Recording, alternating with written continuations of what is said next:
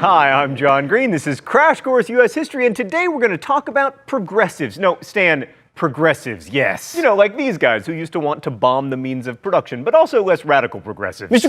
Green, are we talking about like Tumblr progressives where it's half discussions of misogyny and half high contrast images of pizza? Because if so, I can get behind that. Me from the past, your anachronism is showing your internet was green letters on a black screen. But no, the progressive era was not like Tumblr. However, I will argue that it did indirectly make Tumblr and therefore JLog gift sets possible, so that's something. So some of the solutions that progressives came up with to deal with issues of inequality and injustice don't seem terribly progressive today, and also it kind of overlapped with the Gilded Age, and progressive implies like progress, presumably progress toward freedom and justice, which is hard to argue about an era that involved one of the great restrictions of freedom in American history, prohibition. So maybe we shouldn't call it the progressive era at all. Stan, whatever, roll the intro.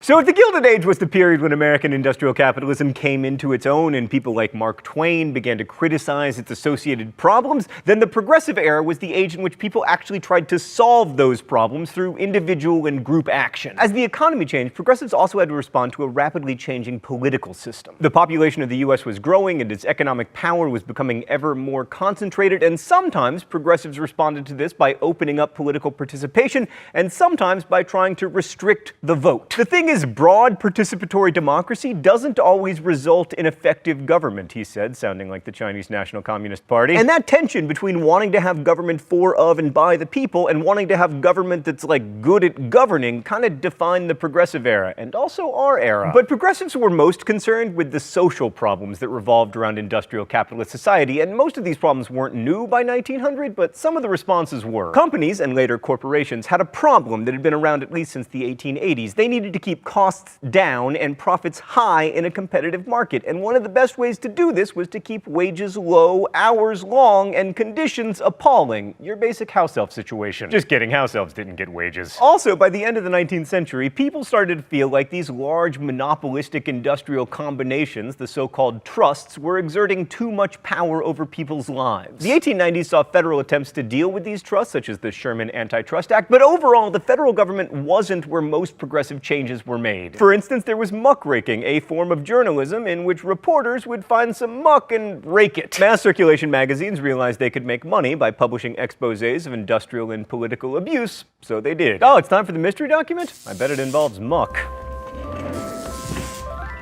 The rules here are simple. I guess the author of the mystery document, I'm either correct or I get shocked. Let a man so much as scrape his finger pushing a truck in the pickle rooms, and all the joints in his fingers might be eaten by the acid one by one.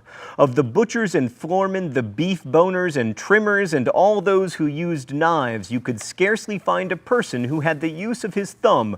Time and time again, the base of it had been slashed, till it was a mere lump of flesh against which the man pressed the knife to hold it. They would have no nails. They had worn them off, pulling hides. Wow. Well, now I am hyper aware of and grateful for my thumbs.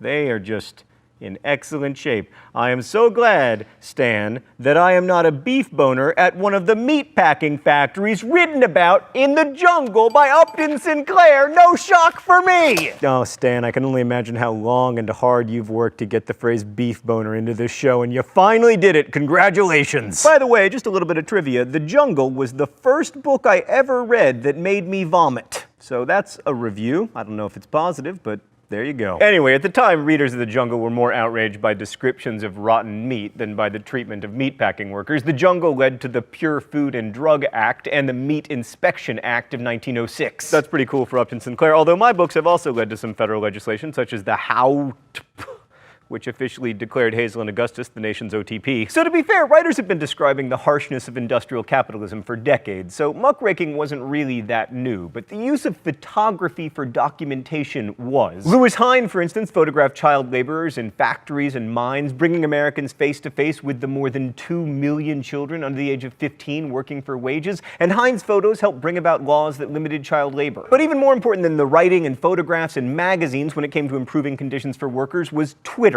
What's that? There was no Twitter? Still? What is this, 1812? All right, so apparently still without Twitter, workers had to organize into unions to get corporations to reduce hours and raise their pay. Also, some employers started to realize on their own that one way to mitigate some of the problems of industrialization was to pay workers better. Like in 1914, Henry Ford paid his workers an average of $5 per day, unheard of at the time. Whereas today I pay Stan and Danica 3 times that and still they whine. Ford's reasoning was that better paid workers would be better able to afford the Model Ts that they were making, and indeed, Ford's annual output rose from 34,000 cars to 730,000 cars between 1910 and 1916, and the price of a Model T dropped from $700 to $316. Still, Henry Ford definitely forgot to be awesome sometimes. He was anti-Semitic, he used spies in his factory, and he named his child Edsel. Also, like most employers at the turn of the century, he was virulently anti-union. So while the AFL was organizing the most privileged industrial workers, another union grew up to advocate for rights for a larger swath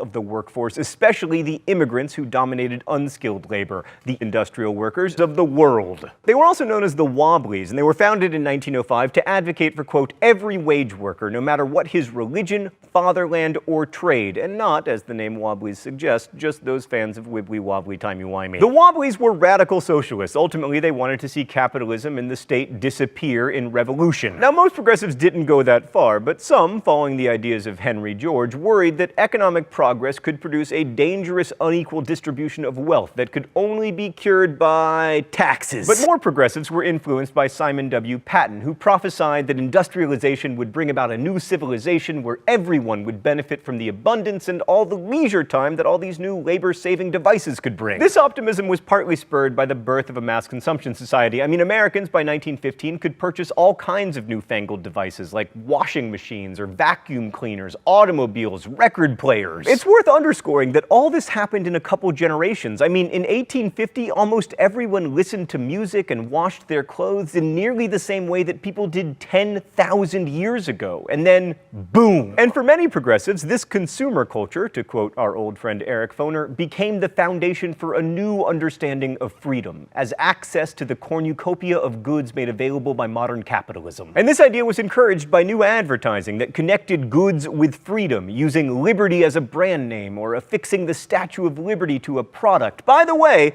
Crash Course is made exclusively in the United States of America, the greatest nation on earth, ever. That's a lie, of course, but you're allowed to lie in advertising. But in spite of this optimism, many progressives were concerned that industrial capitalism, with its exploitation of labor and concentration of wealth, was limiting rather than increasing freedom, depending on how you define freedom, of course. Industrialization created what they referred to as the labor problem, as mechanization diminished opportunities for skilled workers and the supervised routine of the factory floor destroyed autonomy. The scientific workplace management advocated by efficiency expert Frederick W. Taylor required rigid rules and supervision in order to heighten worker productivity. So if you've ever had a job with a defined number of bathroom breaks, that's why. Also, Taylorism found its way into classrooms, and anyone who's ever had to sit in rows for 45-minute periods punctuated by factory-style bells knows that this atmosphere is not particularly conducive to a sense of freedom. Now, this is a little bit confusing because while responding to worker exploitation was part of the progressive movement, so was Taylorism itself, because it was an application of research, observation, and expertise to the vexing problem of how to increase productivity. And this use of scientific experts is another hallmark of the progressive era, one that usually found its expression in politics. American progressives, like their counterparts in the green sections of not America, sought government solutions to social problems. Germany, which is somewhere over here, pioneered social legislation with its minimum wage, unemployment insurance, and old age pension laws. But the idea that government action could address the problems and insecurities that characterize the modern industrial world also became prominent in the United States. And the notion that an activist government could enhance rather than threaten people's freedom was something new in America. Now, progressives pushing for social legislation tended to have more success at the state and local level, especially in cities, which established public control over gas and water and raised taxes to pay for transportation and public schools. Whereas federally, the biggest success was like prohibition, which, you know, not that successful. But anyway, if all that local collectivist investment sounds like socialism, it kind of is. I mean, by 1912, the Socialist Party had 150,000 members and had elected scores of local officials, like Milwaukee Mayor Emil Seidel. Some urban progressives even pushed to get rid of traditional democratic forms altogether. A number of cities were run by commissions of experts or city managers who would be chosen on the basis of some demonstrated expertise or credential rather than their ability to hand out turkeys at Christmas or find jobs for your nephew's sister's cousin. Progressive editor Walter Lippmann argued for applying modern scientific expertise to solve social problems in his 1914 book Drift and Mastery, writing that scientifically trained experts, quote, could be trusted more fully than ordinary citizens to solve America's deep social problems. This tension between government by experts and increased popular democratic participation is one of the major contradictions of the Progressive Era. The 17th Amendment allowed for senators to be elected directly by the people rather than by state legislatures, and many states adopted primaries to nominate candidates, again taking power away from political parties and putting it in the hands of voters. And some states, particularly Western ones like California, adopted aspects of even more direct democracy: the initiative, which allowed voters to put issues on the ballot, and the referendum, which allows them to vote on laws directly. And lest you think that more democracy is always good, I present you with California. But many progressives wanted actual policy made by experts who knew what was best for the people, not the people themselves. And despite primaries and direct elections of senators, it's hard to argue that the Progressive Era was a good moment for democratic participation, since many progressives were only in favor of voting insofar as it was done by white, middle-class Protestant voters. All right, let's go to the thought bubble. Progressives limited immigrants' participation in the political process through literacy tests and laws requiring people to register to vote. Voter registration was supposedly intended to limit fraud and the power of political machines. Stop me if any of this sounds familiar, but it actually just suppressed voting generally. Voting gradually declined from 80% of male Americans voting in the 1890s to the point where today only about 50% of eligible Americans vote in presidential elections. But an even bigger blow to democracy during the Progressive Era came with the Jim Crow laws passed by legislatures in southern states, which legally segregated the South. First, there was the deliberate disenfranchisement of African Americans. The 15th Amendment made it illegal to deny the right to vote based on race, color, or previous condition of servitude, but said nothing about the ability to read, so many southern states instituted literacy requirements. Other states added poll taxes, requiring people to pay to vote, which effectively disenfranchised a large number of African American people who were disproportionately poor. The Supreme Court didn't help. In 1896, it made one of its most famous bad decisions, Plessy versus Ferguson, ruling that segregation in public accommodations, in Homer Plessy's case, a railroad car, did not violate the 14th Amendment's Equal Protection Clause. As long as black railroad cars were equal to white ones, it was a-okay to have duplicate sets of everything. Now, creating two sets of equal quality of everything would get really expensive, so southern states didn't actually do it.